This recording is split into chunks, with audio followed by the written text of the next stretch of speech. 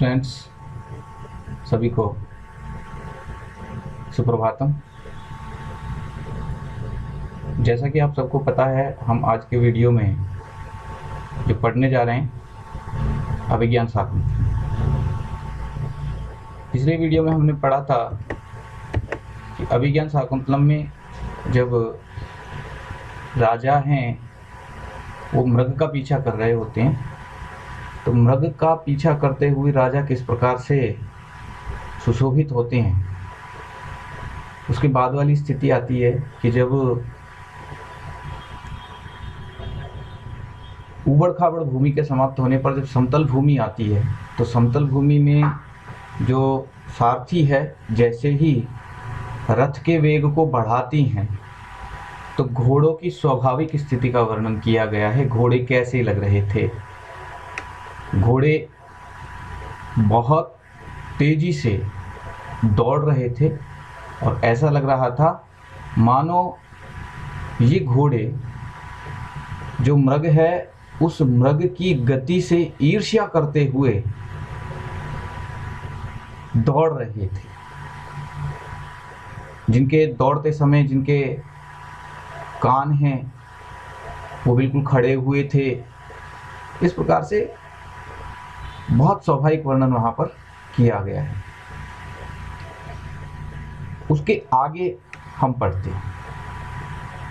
अभी तक हम 8 श्लोक पढ़ चुके। 9वां श्लोक आता है, राजा सत्यम अतीत्य हरितो हरिश्च वर्तन्ते वाजिनः। राजा जो हैं वो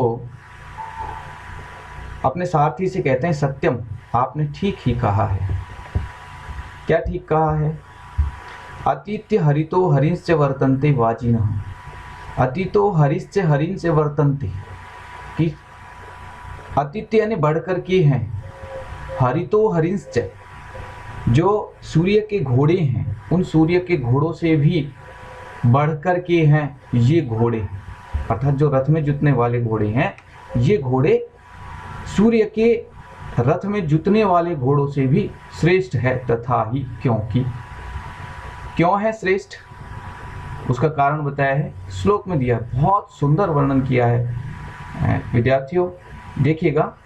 यदा लोके सूक्ष्मं व्रजति सहसा तद विपुलताम, यदर्धे विच्छिन्नं भवति कृतसंधानमेव तत्, प्रकृत्या यदवक्रम तदपि समरेखं नयनयो न मे दूरे किंचित क्षणमपि न पार्श्वे रथजवात्। वापस देखेंगे, यदा लोके सूक्ष्मं व्रजति सहसा तद विपुलताम, यदर्धे विच्छिन्नं भवति कृतसंधानमेव तत्, प्रकृत्या यदवक्रम तदपि समरेखं नयनयोर न मे दूरे किंचित क्षणमपि न पार्श्वे रथजवात्। यदि श्लोक को छंद के हिसाब से पढ़ें, यदा लोके सूक्ष्मं व्रजति सहसा तद विपुलताम, यदर्धे विच्छिन्नं भवति कृतसंधानमिव तत्, प्रकृत्या यदवक्रम तदपि समरेखं नयनयो न दूरे न मे दूरे किंचित क्षणमपि न पार्श्वे रथजवात्। जब घोड़े बहुत तेज दौड़ रहे हैं, तो तेज दौड़ते समय रथ पर बैठे हुए जो राजा हैं, उन राजा को आसपास की प्राकृतिक वस्तुएं हैं वो कैसी दिखाई दे रही है, गति के कारण उनमें क्या परिवर्तन आ रहा है, उसका यहाँ पर बहुत सुंदर वर्णन किया गया है। देखिएगा, अन्वय से देखते हैं कि रथ बहुत तेज चल रहा है। सामान्य रूप से भी हम देखते हैं, जब हम बस में बैठे हुए होते हैं या हम रेल से सफ़र कर रहे होते हैं, ट्रेन से सफ़र कर रहे होते हैं, तब हम देखते हैं हमारे आसपास की जो प्रकृति है, जब हम तेज गति से चल रहे होते हैं तो उस समय जो आसपास के प्राकृतिक वस्तुएं हैं वो कैसी दिखाई देती है। सच में कालिदास ने ये वर्णन जो किया है बहुत ही स्वाभाविक है और वैज्ञानिक भी। आज भी हम तुलना करके देखते हैं तो हमें वो चीजें अनुभव होती हैं। तो देखिएगा, तेज गति के कारण, रथ की तेज गति के कारण आसपास की वस्तुएं हैं वो कैसी दिखाई दे रही हैं, इसका स्वाभाविक वर्णन देखिएगा। रथ जवात, रथ का मतलब होता है रथ, जव का मतलब होता है वेग। पंचमी भक्ति का एक वचन है कि रथ के वेग से, अत्यधिक वेग है, रथ का वेग अत्यधिक होने के कारण, रथ जवात, रथ के वेग से, यत यानी जो वस्तु, आलोके सूक्ष्म, देखने में सूक्ष्म है, छोटी है, अत्यधिक वेग के कारण से जो वस्तुएं देखने में छोटी है, वे वस्तुएं भी, तत् यानी वे भी, सहसा विपुलताम व्रजति, अचानक ही व्रज, विपुलताम यानी विशालता को, व्रजति यानी प्राप्त हो जाती है, बड़ी हो जाती है। रथ इतनी तेज चल रहा है कि जो वस्तुएं देखने में छोटी हैं आसपास की, वो छोटी वस्तुएं भी सहसा यानी अचानक ही बहुत विशाल आकार की दिखाई देने लगती है। दूर होने के कारण छोटी, लेकिन रथ का वेग बहुत तेज है, इसलिए जैसे ही पास आते तो वो वस्तु अचानक ही बड़ी दिखाई देने लगती है। समझ में आया होगा कि रथ जवात यानी रथ के वेग के कारण से, यत यानी जो वस्तु, आलोके सूक्ष्म, देखने में छोटी है, तत् वह वस्तु भी, सहसा यानी अचानक ही, विपुलताम व्रजति, विशालता को प्राप्त कर लेती है, बड़ी हो जाती है, बड़ी दिखाई देने लगती है। ये एक स्थिति। दूसरी स्थिति क्या है? यत जो चीजें, जो वस्तुएं, अर्धे विच्छिन्नम, अर्धे यानी बीच में से, विच्छिन्न है, अलग अलग है, जो बीच में से टूटी हुई है अथवा अलग है, तत्कृत संधानमिव भवति, तत् यानी वे वस्तुएं, कृत संधानमिव भवति, जोड़ी हुई सी प्रतीत होती है, जुड़ी हुई दिखाई देती है। अर्थात जिन वस्तुओं के बीच में, दोनों वस्तुओं के बीच में गैप है, अंतर है, वो अंतर जुड़ा हुआ सा दिखाई देता है। यत जो वस्तुएं अर्धे विच्छिन्नम, बीच में से विच्छिन्न है, टूटी हुई है, वो जुड़ी हुई सी दिखाई देती है। यत प्रकृत्या वक्रम, और जो प्रकृत्या यानी स्वाभाविक रूप से, वक्रम टेढ़ी है अथवा वक्र है, तत् अपि वे वस्तुएं भी, जो प्रकृति से टेढ़ी वस्तुएं हैं वो भी, नयनयोः समरेखम भवति, नयनयोः यानी नेत्रों के सामने, समरेखम भवति, एक समान रेखा में दिखने वाली होती है, एक सीधी रेखा में दिखने लग जाती है।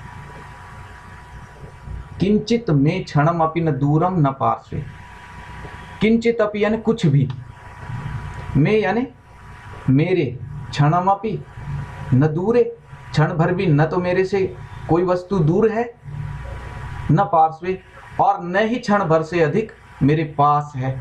रथ जवात, किसके? रथ के वेग के कारण से। रथ के वेग से ना तो कोई वस्तु मेरे क्षण भर मेरे से दूर है, और ना ही कोई वस्तु क्षण भर मेरे से पास है, क्योंकि रथ इतनी तेज चल रहा है, रथ की गति इतनी तेज है कि क्षण भर में वस्तु जो दूर है वो पास आ जाती है, और जो पास है वो क्षण भर में ही दूर चली जाती है। एक साथ अर्थ देखेंगे कि रथ के वेग के कारण जो वस्तु दूर से देखने पर छोटी दिखाई पड़ती है, वह अचानक समीप आने पर विशालता को प्राप्त हो जाती है। जो वस्तु बीच में से कटी हुई है अथवा टूटी हुई सी प्रतीत होती है, वह जोड़ दी गई सी हो जाती है, और जो वस्तु स्वाभाविक रूप से टेढ़ी है, वह आंखों के सामने सीधी सी हो जाती है, सीधी रेखा सी प्रतीत होती है। और इस तरह से क्षण भर के लिए भी कोई वस्तु न तो मुझसे दूर है और न ही मेरे पास रह पाती है, रथ जवात, रथ के वेग के कारण से। एक बार अन्वय को पढ़ के फिर आगे चलेंगे, आपको समझ में आया होगा। रथ जवात यानी रथ के वेग से, यत यानी जो वस्तुएं, आलोके सूक्ष्म, देखने में छोटी है, तत् यानी वह भी, सहसा विपुलताम व्रजति, अचानक विशालता को प्राप्त हो जाती है। यत अर्धे विच्छिन्नम, जो बीच में से टूटी हुई सी प्रतीत होती है अथवा टूटी हुई है, तत्कृत संधानमिव भवति, वह वस्तु कृत संधानमिव भवति, जोड़ी हुई सी प्रतीत होती है। यद प्रकृत्या वक्त्रम, और जो वस्तु स्वभावतः ही टेढ़ी है, तथापि यानी वह वस्तु भी, नयनयो नेत्रों के सामने, समरेखम भवति, एक समान रेखा में, एक सीधी रेखा में दिखने वाली हो जाती है। किंचित में क्षणम अपि न दूरे न पार्श्वे रथ जवात, कोई भी वस्तु क्षण भर के लिए न तो मुझसे दूर है और न मेरे पास है, रथ का अत्यधिक वेग होने के कारण से। आगे बढ़ते हैं, ये आपको समझ में आया होगा। इसमें शिखरणी नामक छंद है जिसका लक्षण है रसई रुद्र छिन्ना यमन सबलाग है शिखरणी, अर्थात जिस छंद के चारों चरणों में क्रम से रस और रुद्र, अर्थात रस का मतलब है 6 और रुद्र का मतलब है 11 है, 6 पर और 11 पर यति हो और जिसमें कुल 17 वर्ण हो वहां पर शिखरणी छंद होता है। ये शिखरणी छंद के विषय में मैं आपको क्यों बता रहा हूँ, क्योंकि आपका जब छंद का टॉपिक आएगा उसमें 10 नंबर के छंद आपसे पूछे जाएंगे, तो 10 नंबर के छंदों में यह छंद भी सम्मिलित है, इसलिए आप इसे यहीं की यहीं से तैयार कर लें। रसई रुद्रैश्छिन्ना यमन सबलाग शिखरणी। आगे चलते हैं। नेपथ्य से आवाज आती है। नेपथ्य का मतलब होता है पर्दा। नेपथ्य से आवाज आ रही, भो भो राजन, अरे अरे राजन, आश्रम भृगुवयम न हंतव्य न हंतव्य, कि यह आश्रम का मृग है, इसलिए हे राजन यह मारने योग्य नहीं है, यह मारने योग्य नहीं है। सूत आकर्ण्य अवलोक्य च, सूत सारथी सुन करके और देख करके आयुष्मान, हे चिरंजीव, अस्य खलु ते बाण पथवर्तिनः कृष्णसारस्य अंतरे तपस्विनः उपस्थितः। हे चिरंजीव, अस्य खलु ते, अस्य यानी यह कौन, मृग, खलु निश्चित रूप से, बाण पथवर्तिनः और बाण के मार्ग के बीच में, कृष्ण सारस्य अंतरे और कृष्ण मृग, ये काले रंग के हिरण और आपके बाण, इन दोनों के मार्ग में, अंतरे मार्ग में, तपस्विनः उपस्थिता, तपस्वी लोग आ गए हैं। जैसे ही नेपथ्य से आवाज आती है कि हे राजन यह आश्रम का मृग है, इसलिए यह मारने योग्य नहीं है, मारने योग्य नहीं है, इसे नहीं मारना चाहिए, नहीं मारना चाहिए। तो ऐसी स्थिति में जो सारथी है वह सारथी सुनता है और सुनने के बाद में देख करके राजा को कहते हैं कि हे आयुष्मान, आपके बाण के और इस काले मृग के बीच में तपस्वी उपस्थित हो गए हैं, तपस्वी आ गए हैं, अर्थात तपस्वियों ने रोक दिया है और वो ये कह रहे हैं कि यह आश्रम का मृग है, इसे नहीं मारना चाहिए। राजा ससंभ्रमम, राजा हड़बड़ाहट के साथ में, घबरा करके, जब राजा बहुत तेज गति से मृग के पीछे भाग रहा है, लेकिन यदि बीच में तपस्वी आ गए, तपस्वियों के आने के कारण से राजा को हड़बड़ाहट होती है और हड़बड़ाहट में तेन ही प्रगृह्यताम वाजिना, यदि ऐसी बात है कि आश्रम के मृग हैं तो प्रगृह्यताम वाजिना, तो घोड़ों को रोको। तथा है प्रविशत्यात्मनस तृतीयो वैखानस है, उसके बाद में वैखानस का प्रवेश होता है, एक जो ब्राह्मण बटुक है उसका प्रवेश होता है। सूता तथा सारथी वैसा ही करता है, इति रथम स्थापयति, इस प्रकार वह रथ को रोकता है। वैखानस हस्तम उद्यम में, वैखानस हाथों को उठाकर कहते हैं राजन आश्रम मृगो वयम न हंतव्य न हंतव्य, हे राजन यह आश्रम का मृग है, इसलिए आपको नहीं मारना चाहिए, नहीं मारना चाहिए। इस प्रकार से दोनों में संवाद होता है और आगे बढ़ते हैं। सूतः, जो सूत है वो सुन करके और देख करके कहती हैं, क्या कह रहे हैं, श्लोक दिया है, तत्साधु कृत संधानम प्रतिसंहर सायकम आर्तत्राणाय वह शस्त्रम न प्रहर्तुम मनागसी। जो वैखानस है, वैखानस राजा को कह रहे हैं कि ये जो आप हिरणों के ऊपर बाण चला रहे हो, ये आपको आश्रम का मृग होने के कारण इसे नहीं मारना चाहिए, क्योंकि यह आश्रम में पला बड़ा हुआ है, वैसे भी जीवों की हत्या ठीक नहीं है, हमारे धर्म के विरुद्ध है, इसलिए हमें ऐसा नहीं करना चाहिए, क्योंकि प्राणी हिंसा का कहीं पर भी कोई स्थान नहीं है। तो अब क्या करो आप, तो राजा के लिए वैखानस कह रहे हैं, तत् साधु कृत संधानम प्रतिसंहर सायकम आर्तत्राणाय वह शस्त्रम न प्रहर्तुम अनागसी। तत् यानी इसलिए, हम आपसे कह रहे हैं इसलिए, साधु कृत संधानम, साधु यानी भली प्रकार से, कृत संधानम जिसका संधान आप कर चुके हैं, अर्थात धनुष के ऊपर बाण भली प्रकार से आप चढ़ा चुके हैं, ऐसे सायकम प्रतिसंहर, ऐसे बाण को धनुष से उतार लो। तत् इसलिए जिसका संधान भली प्रकार से आपने कर लिया है, ऐसे इस बाण को धनुष से प्रतिसंहर, समेट लो, उतार लो। क्यों? वह शस्त्रम, हे राजन, आपके जो ये शस्त्र हैं आर्त त्राणाय, आर्त का मतलब होता है दुखी, दुखी प्राणियों की, त्राणा यानी रक्षा के लिए है। राजा का कर्तव्य होता है दीन दुखियों की सेवा करना। तो यहाँ पर जो मृग है वो दीन दुखी है, इसलिए जो ये आपके शस्त्र हैं ये दीन दुखियों की सेवा के लिए बने हुए हैं।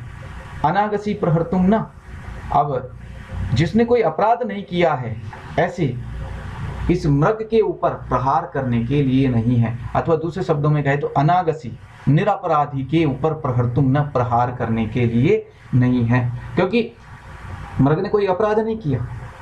जो आप इसके ऊपर शस्त्र चला रहे हो, भली प्रकार से जो आपने संधान कर रखा है शस्त्र का, इस शस्त्र को, इस बाण को धनुष से उतार लीजिए, क्योंकि आप, हे राजन, आपके जो शस्त्र हैं वो दीन दुखियों की सेवा के लिए हैं, निरपराध प्राणियों के ऊपर प्रहार करने के लिए नहीं है। आपके पास में जो ये शक्ति है, आपके पास में जो ये शस्त्र हैं, ये दीन दुखियों की रक्षा के लिए है, ये दीन दुखियों को न्याय दिलाने के लिए है, कहीं भोले भाले प्राणियों के ऊपर प्रहार करने के लिए नहीं है। इसलिए आपको भली प्रकार से संधान जिसका कर लिया है, ऐसे धनुष पर चढ़ा लिया है प्रत्यंचा, जिसने ऐसे उस प्रत्यंचा वाले धनुष से उस बाण को उतार दीजिए। राजन, एषः प्रतिसंहृतः इति यथोक्तम करोति। राजा कहता है एषः, यह लो, प्रतिसंहृतः, उतार लिया। राजा कह रहे हैं कि ये लो उतार लिया, इति यथोक्तम करोति, इस प्रकार यथोक्तम, जैसा कहा है वैसा ही करता है, जैसा कहा है वैसा ही करता है। अर्थात वो कहता है उतार लिया, क्योंकि वैखानस ये कह रहा है कि आपको जो भली प्रकार से संधान किया है उस धनुष को उतार लेना चाहिए, तो वैसा ही करते हैं। वैखानस सदृशमेतत्, सदृशमेतत् आपके योग्य ही है। पुरुवंश प्रदीपस्य भवतः, पुरुवंश के हे कुल दीपक, आपके द्वारा ऐसा किया जाना, अर्थात वैखानस की बात को अक्षर से मान लेना आपके कुल के अनुरूप ही है। आगे वैखानस कहती हैं कि जन्म यस्य पुरोर्वंशे युक्त रूपम इदम तव पुत्रम एवं गुणोपेतम चक्रवर्तिनम अवाप्नुहि। तो यहाँ पर आशीर्वाद देते हुए जो वैखानस है वो राजा से कह रहे हैं कि जन्म यस्य पुरोर्वंशे युक्त रूपम इदम तव पुत्रम एवं गुणोपेतम चक्रवर्तिनम अवाप्नुहि। अन्वय देखेंगे, यस्य पुरोवंशी जन्म, जिसका पुरुवंश में जन्म हुआ है। राजा के लिए बोल रहे हैं कि हे राजन, जिस आपका पुरुवंश में जन्म हुआ है, पुरुवंश में जन्म लेने वाले, तब इदम युक्त रूपम, आपके द्वारा यह जो आचरण किया गया है यह ठीक ही है, तुम्हारे अनुरूप ही है, आपके कुल में उत्पन्न होने वाले राजाओं के अनुरूप ही है। और एक आशीर्वाद देते हैं इसी में, एवं यानी इस प्रकार से, गुणोपेतम, गुणों से युक्त। कैसे गुणों से युक्त? जिस प्रकार के गुणों से युक्त अभी तक के पूर्ववंशी राजा होते आए हैं, पूर्ववंशियों में अभी तक जो गुण विद्यमान रहता हुआ आया है, उस गुण से युक्त चक्रवर्तिनम पुत्रम अवाप्नुहि, आप एक चक्रवर्ती पुत्र को प्राप्त करें। ऐसा कौन कह रहे हैं? ऐसा वैखानस हैं जो राजा को आशीर्वाद दे रहे हैं। किस बात से प्रसन्न होकर के? राजा वैखानस के कहते ही राजा ने धनुष प्रत्यंचा पर चढ़े हुए धनुष से बाण को उतार लेते हैं। इस बात से प्रसन्न होकर के वैखानस उन्हें आशीर्वाद देते हुए कह रहे हैं कि जिस पुरुवंश में तुम्हारा जन्म हुआ है, तुम्हारे द्वारा उस पुरुवंश के अनुरूप ही यह आचरण किया गया है। इस प्रकार से तुम गुणों से युक्त चक्रवर्ती पुत्र को प्राप्त करो। अर्थात जिस प्रकार आपका पुरुवंश में जन्म हुआ है, ऐसे आपके लिए यह बाण उतार लेना आपके गुणों के अनुरूप ही है। इसलिए आप इसी प्रकार के गुणों से युक्त, जिस प्रकार के गुणों से युक्त पुरुवंशी राजा हैं, होते आए हैं, अभी तक जन्म लेते आए हैं, उन्हीं गुणों से युक्त आप भी एक चक्रवर्ती पुत्र को, सम्राट पुत्र को प्राप्त करें।